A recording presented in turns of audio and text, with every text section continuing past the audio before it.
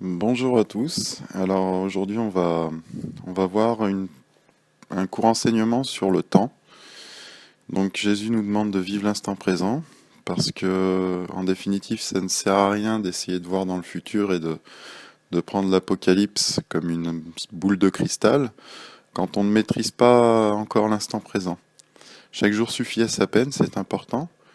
Et il faut vivre dans notre temps et non dans la projection des choses à venir.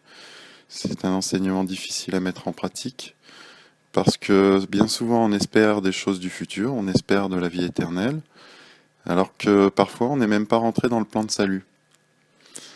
Alors pour mettre fin à toutes les idées reçues, j'ai un peu tout entendu. J'ai entendu on est dans le millénium, on assiste bientôt au retour de Jésus, ou j'ai tout entendu. Et en définitive, tout le monde se projette dans l'avenir et personne ne connaît le temps dans lequel nous sommes. Alors c'est grave parce que on s'éloigne du but.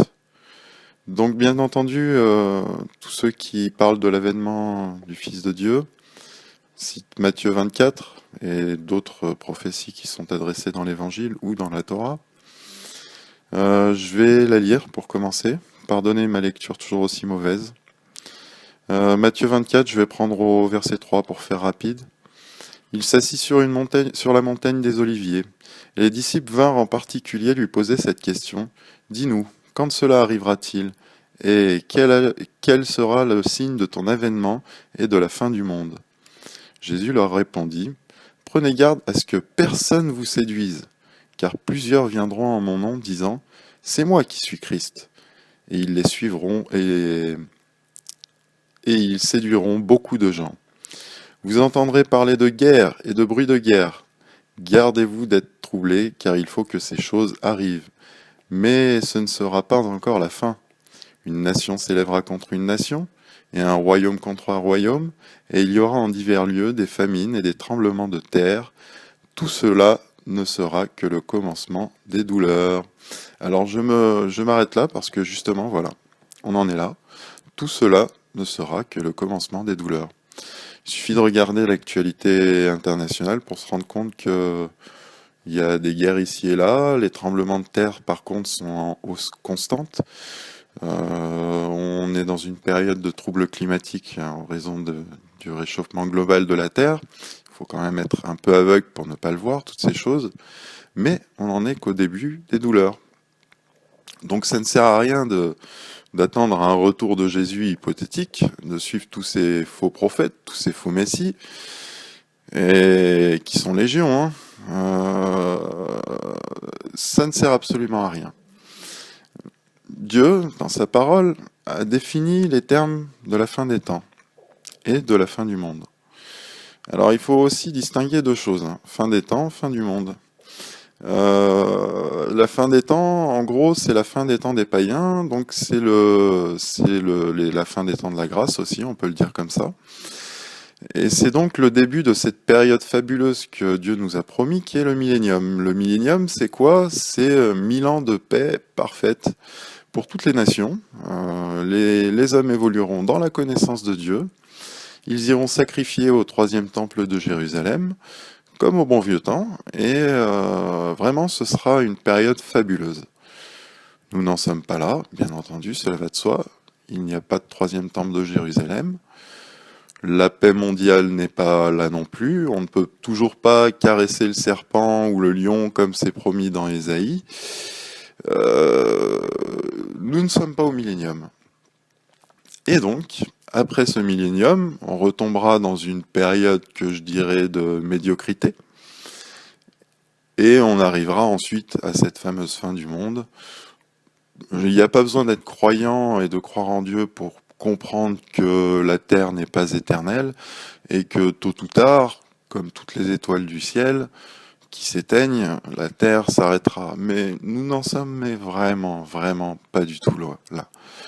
Je vois avec 2012, chaque année on a des fausses prophéties sur la fin du monde.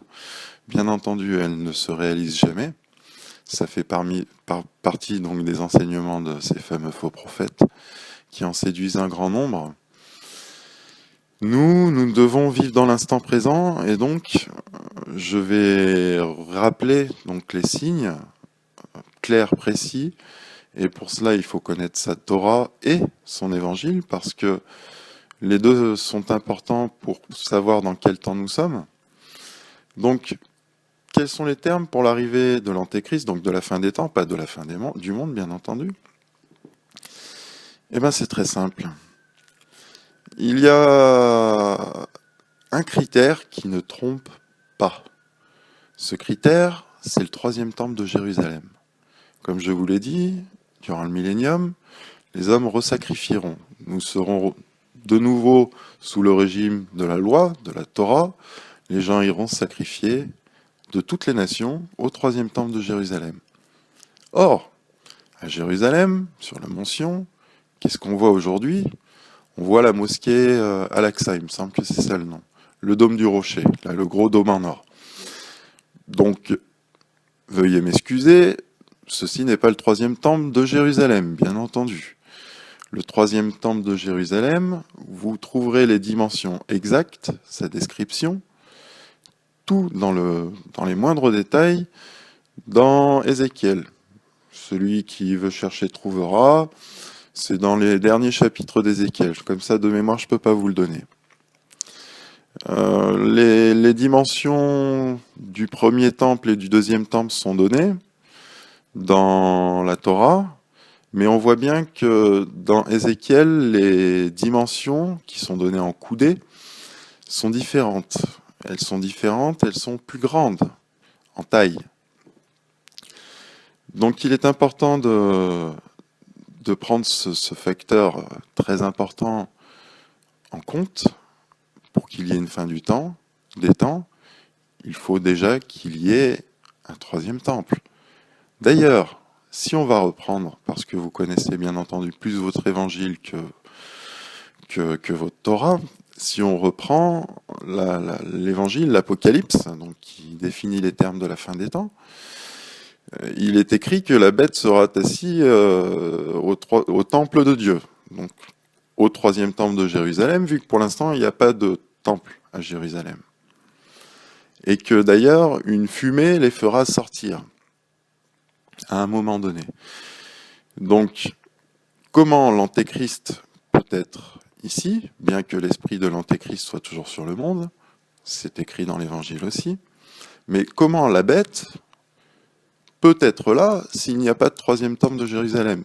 C'est tout simplement impossible. Sur Internet, j'ai vu plein de choses, j'ai vu l'Antéchrist, c'est Barack Obama, c'est machin, ces trucs. On trouve de tout et de n'importe quoi. Surtout du n'importe quoi en fait. Donc au final, Barack Obama n'est qu'un président américain de plus, il n'a jamais été l'Antéchrist, il ne le sera jamais. Et on voit tous ces faux prophètes qui envoient du tout et du n'importe quoi, sans attendre d'avoir la vision que Dieu leur donnera de l'Antéchrist ou des choses comme ça. On entend vraiment de tout et de n'importe quoi, il faut que vous vous rendiez compte de ça. Donc en fait, en gros, vu qu'on n'est pas à l'avènement du Fils de Dieu, que Jésus ne reviendra pas dans les nuées pour collecter les âmes de ceux qui auront trouvé le chemin de la vie, où en sommes-nous? Et alors à cette question, personne, et je dis bien personne, n'est capable de répondre. Alors, pour pouvoir répondre à cette question, il faut rester pragmatique. Il suffit parfois de jeter un œil dehors, de regarder ou d'écouter les informations et de se fier à la parole de Dieu, de connaître sa parole de Dieu par cœur, ou en tout cas sur le bout de ses doigts, pour essayer de décrypter les signes de notre temps. Et c'est important. Donc, qu'est-ce qu'on observe aujourd'hui, concrètement, en regardant au dehors, dans la télévision ou à côté de chez nous? On constate que le peuple hébreu revient en terre d'Israël comme promis par Dieu. Il revient de la diaspora, c'est toujours encore la diaspora, parce qu'on voit encore des juifs un peu partout dans les nations. Donc, on est dans une période de diaspora, de fin de diaspora. Les élus reprennent la terre promise, et ils l'ont repris, si mes souvenirs sont bons, en 1948, il me semble, à regarder sur le dictionnaire. Donc, ça fait presque 70 ans, exactement. Pas encore tout à fait. En 2018, ça fera 70 ans. Alors attention, la création de l'État d'Israël ne s'est presque pas faite en un jour, elle s'est faite très très rapidement, mais il y a eu quand même pas mal de guerres, et quand on regarde dans le dictionnaire, il fixe la date entre 1947 et 1949, ça dépend si on prend par rapport à l'ONU, par rapport aux guerres, enfin, ça reste une date plutôt vague, plutôt large, mais en gros, voilà, c'est ça le temps. Donc bientôt 70 ans. Et là, je vous invite à prendre votre Torah et à comprendre que la vie est un éternel recommencement. À savoir que bien souvent, on va prendre l'exemple de la France, les guerres sont de vulgaires répétitions historiques. On va prendre par exemple, comme je vous le dis, l'exemple de la France. La France a eu cette tendance, de par les siècles, à rentrer en guerre toujours plus ou moins avec les mêmes nations. En gros, qu'est-ce qui se passe pour la France depuis 1000 ans? Ça s'est arrêté ces derniers temps. Elle rentre en guerre avec l'Angleterre et ou l'Espagne. Et de temps en temps, elle envahit l'Italie. Voilà. Et cette répétition historique s'est passée, je sais pas, je peux même plus compter. 10 fois, 15 fois, 50 fois, 100 fois, peu importe, ça importe peu. Donc, pour Israël, c'est pareil. Et il faut comprendre que la terre d'Israël, c'est quoi? C'est l'horloge du monde. Donc, il faut se fier à cette horloge. Si nous prenons les Écritures, pour connaître les temps dans lesquels nous sommes, moi, il y a un chapitre qui m'interpelle beaucoup. Ce chapitre, c'est Jérémie chapitre 1. Et dans Jérémie chapitre 1, il donne, non pas une date, mais une durée. Il donne la durée de 70 ans. Alors cette durée, elle est importante. Cette durée, elle parlait donc, les élus étaient en exil, et ils sont revenus en terre d'Israël, et on parle de reconstruction justement du temple. Donc cette prophétie est très intéressante à prendre au sérieux. De plus, il est question d'un cavalier roux, si vous regardez bien. Et alors, n'importe qui connaissant l'Apocalypse se dira, cavalier roux, j'ai entendu parler de ça quelque part. Alors là, on revient sur notre évangile qu'on aime tant. On prend l'Apocalypse, on regarde le deuxième sceau, et puis qu'est-ce qu'on regarde? Oh, un cavalier roux. Tiens donc. Donc, que représente ce cavalier roux? Le roux, selon traduction, c'est rouge-feu. Il faut comprendre que le feu est une parabole de l'esprit de Satan. Et alors là, je vous entends déjà revenir en disant « Oui, mais dans Actes, il est écrit que quand ils ont reçu le Saint-Esprit, il y avait comme des langues de feu. » Attention aux mots, les mots sont très importants. Il est écrit comme des langues de feu. Est-ce qu'être comme l'or veut dire être de l'or? Non, pas du tout. Et on va prendre un autre exemple. Antipas veut dire comme Dieu. Ce nom-là, Antipas, d'ailleurs, on le retrouve dans l'église de Pergame. Si le nom de ce prophète est Antipas, c'est bien entendu un nom symbolique qui veut dire comme Dieu. Est-ce que ce prophète, Antipas, étant comme Dieu, sera Dieu? Assurément non. Il n'y a qu'un Dieu. Donc, être comme des langues de feu ne veut pas dire être du feu. Donc, il faut bien comprendre que la couleur rouge, rouge-feu, le feu, est une parabole de l'esprit de Satan, tout simplement. D'autre part, il y a 7 églises, tout va par 7 de toute façon. Il y a 7 sceaux, il y a 7 coupes de la colère de Dieu, il y a 7 trompettes, il y a 7 églises. Et en regardant l'histoire, on peut très bien s'apercevoir que tout est là. Tout est là. Avant l'avènement de ce cavalier rouge-feu, il y a ce fameux cavalier blanc. Le cavalier blanc, on lui donne une couronne et il part en vainqueur pour conquérir. Qu'est-ce que ça représente? Ben, ça représente tout ce qu'on a vécu pendant 2000 ans, tout simplement, si vous regardez l'histoire. De l'Empire romain à l'Empire byzantin, à l'Empire ottoman, à l'Empire... Qu'est-ce qu'on a vu durant toute l'histoire, jusqu'à Adolf Hitler, qui, on va le qualifier de dernier cavalier blanc? On a observé des avènements d'empire, d'empereurs, qui partaient en vainqueurs, qui conquéraient une grande partie de la terre. Ça durait un temps, ça s'effondrait, puis un autre venait. Ça durait un temps, ça s'effondrait, puis un autre venait. Ça durait un temps, ça s'effondrait, etc., etc., etc. Des empereurs, que ce soit les Mongols, les Chinois, un peu partout sur Terre, on en a eu des tonnes et des tonnes et des tonnes et des tonnes.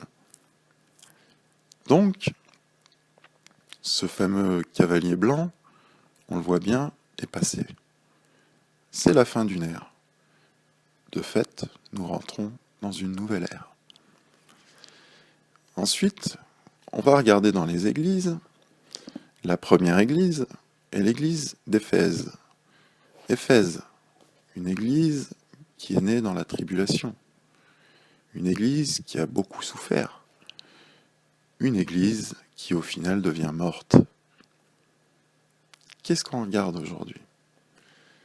La première église, les premiers chrétiens, ceux qui ont suivi Jésus au tout début, ont subi des tribulations énormes, c'est le moins qu'on puisse dire, énormes.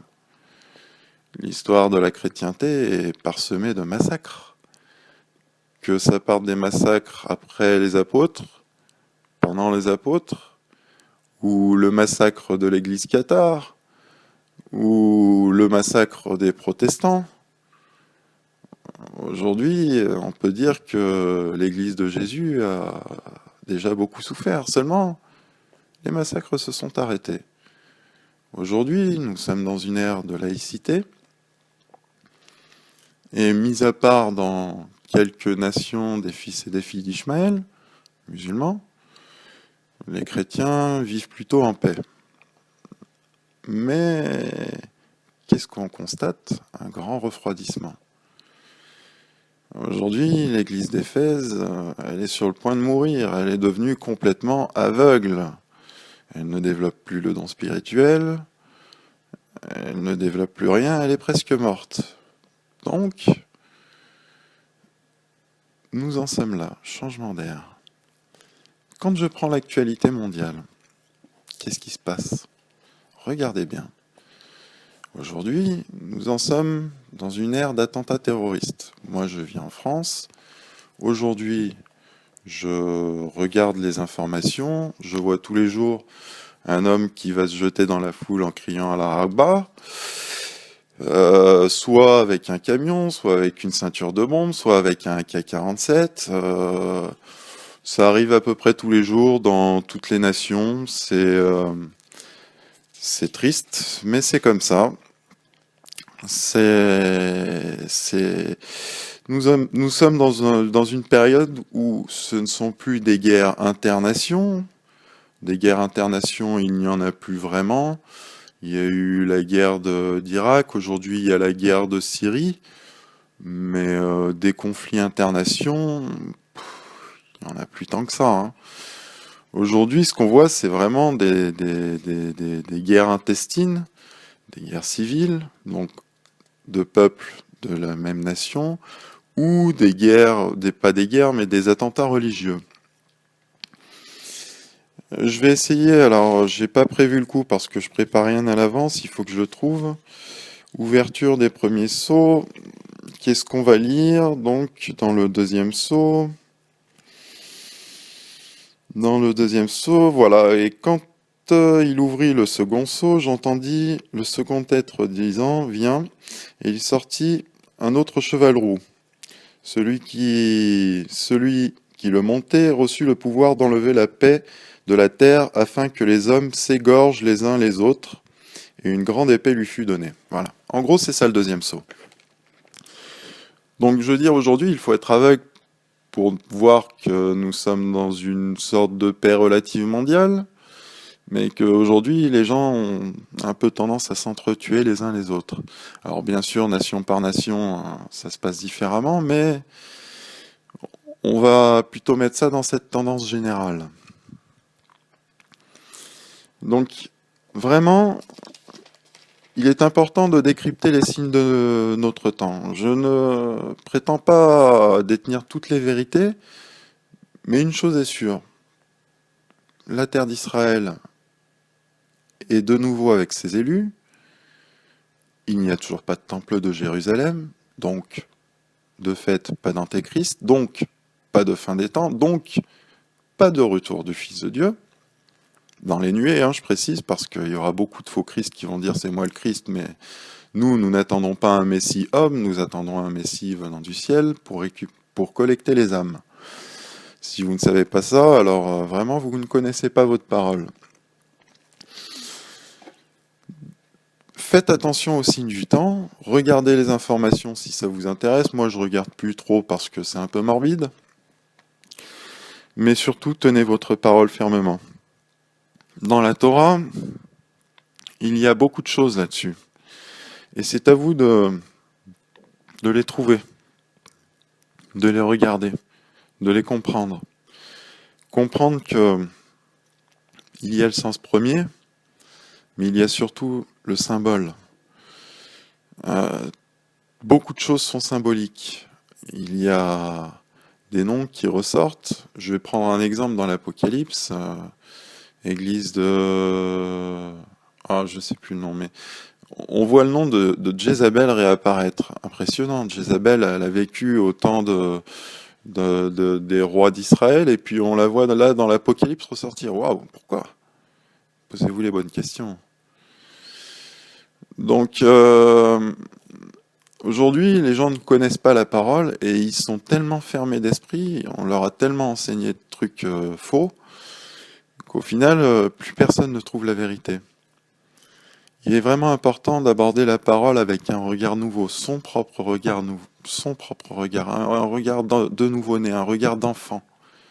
D'ailleurs, Jésus nous demande de trouver notre enfant intérieur, de rentrer tel un enfant. Si vous n'abordez pas la parole de Dieu avec votre propre regard, vous n'obtiendrez aucune révélation personnelle. Vous ne recevrez rien. Si, quand vous lisez votre parole, vous passez à côté d'un passage que vous ne comprenez pas, ou que vous pensez comprendre, mais qu'en fait, en réalité, vous ne comprenez pas, et que vous ne demandez pas à Dieu de vous instruire, et non à un religieux, vous n'avancerez pas. Vous en resterez à tous ces chrétiens morts qui disent « Ah, fin des temps, l'antéchrist arrive, etc. » Vous attendrez, vous mourrez en attendant. Et finalement, vous oubliez le principal et que la mort peut survenir à chaque moment. Elle peut venir comme un voleur du jour au lendemain. Personne ne connaît sa date de mort. Et vous serez passé à côté du chemin de la vie. Donc arrêtez de regarder l'Apocalypse comme une boule de cristal en essayant de deviner qui est l'antéchrist, en essayant de deviner qu'est-ce qui va arriver. Essayez plutôt de trouver les signes de votre temps, si vraiment vous vous intéressez à l'Apocalypse, et arrêtez de donner un nom à l'antéchrist, parce que pour 100% vous vous tromperez. Il n'est pas là, bien que son esprit soit là, ça je le répète. L'esprit de l'antéchrist a toujours été là, l'esprit de Satan a toujours été là. Il sera lié pendant le millénium, c'est une promesse de Dieu, mais vu que nous n'en sommes pas là, pour l'instant l'esprit de Satan est toujours actif. Donc Satan est esprit, tout comme Dieu par le Saint-Esprit est esprit, seulement il faut en être rempli du Saint-Esprit. Si votre coupe est vide d'eau, que vous n'avez pas le Saint-Esprit, alors vous ne pourrez pas être instruit par Dieu. C'est pour ça qu'il faut vraiment vous attacher à votre parole et implorer notre Seigneur de vous donner la compréhension. Arrêtez de vivre dans le futur mais dans le présent. Ne plus vivre pour un événement d'antéchrist ou je ne sais pas quoi, mais voir vous, à votre niveau, ce que vous pouvez faire pour être en paix avec vous et avec les autres. Tout le reste n'est que de la doctrine morte, des fausses promesses de religieux en manque d'inspiration, et vivez l'instant présent. C'est tout ce que je peux vous suggérer. J'espère que ce court enseignement vous aura éclairé, que vous arrêterez de regarder l'Apocalypse comme votre petite boule de cristal, que vous essayerez d'arrêter d'attendre un événement du Fils de Dieu qui n'arrivera de toute façon pas tout de suite, et que vous regarderez plus dans vos propres vies, localement, ce que vous pouvez faire pour vous-même, pour les autres, en arrêtant de faire peur aux gens en disant ouais, Antéchrist, fin des temps, etc., parce que ça ne porte aucun fruit de toute manière. Les athées n'en ont strictement rien à faire de ces choses-là.